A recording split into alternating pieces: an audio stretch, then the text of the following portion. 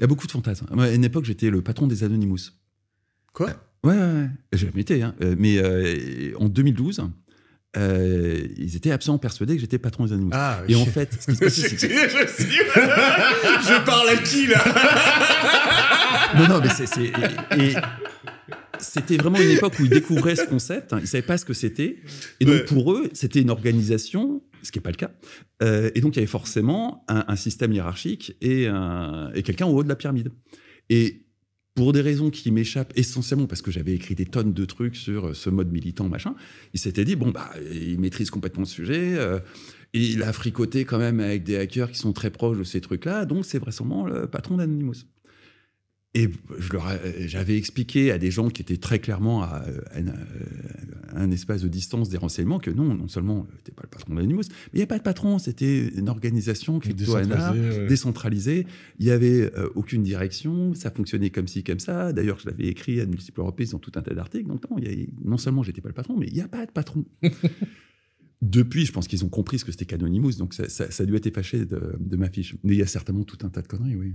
Je développe plus de web en France, on commence à s'intéresser à l'innovation en France, machin, tout ça, et on fait un peu doublon avec TechCrunch, mais avec un regard beaucoup plus politique.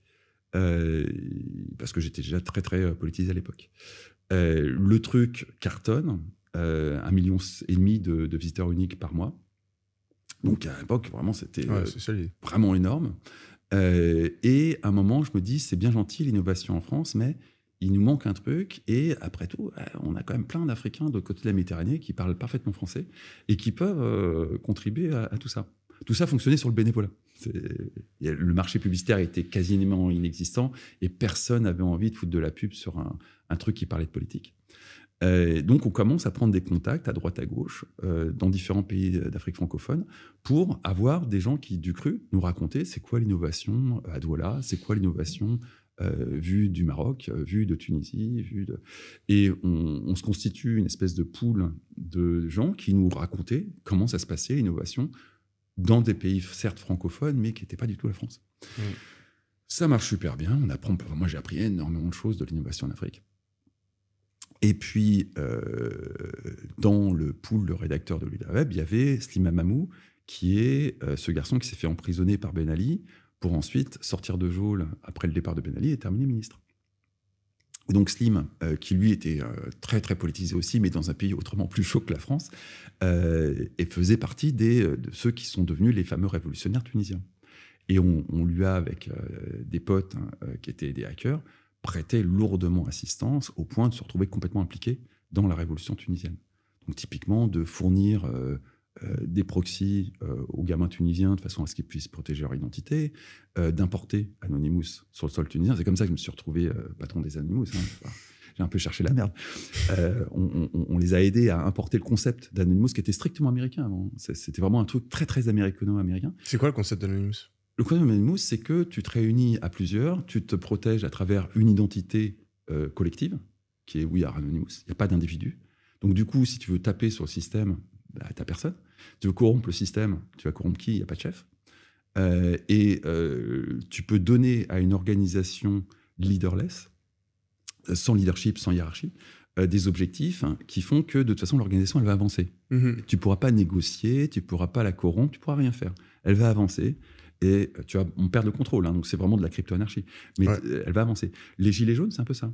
Non pas que ça a été un concept pensé par des crypto-anarchistes, hein, mais concrètement, il n'y avait pas d'interface de négociation. Donc, tu es un État, tu es face à du gilet jaune, qu'est-ce que tu veux faire Tu vas négocier quoi ?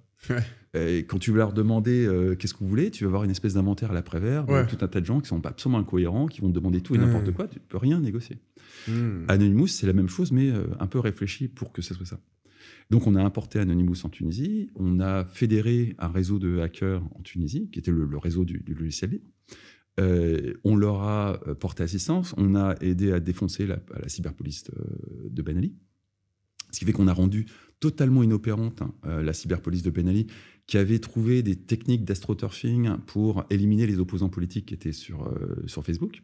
Ça, on l'a rendu totalement inopérant, ce qui fait que du jour au lendemain, les Tunisiens qui avaient l'habitude de renouveler leur compte Facebook tous les 3 mois parce que Ben Ali avait trouvé des techniques pour les dégager, ces techniques étant inopérantes, Du coup, ils pouvaient non seulement garder un compte Facebook plus de 3 mois, mais commencer à s'organiser.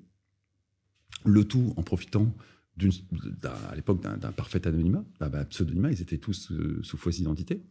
Et à partir de là, on les a aidés à faire en sorte que le pouvoir change. Donc on a joué, mais vraiment avec une bande de potes hackers, à faire du regime change.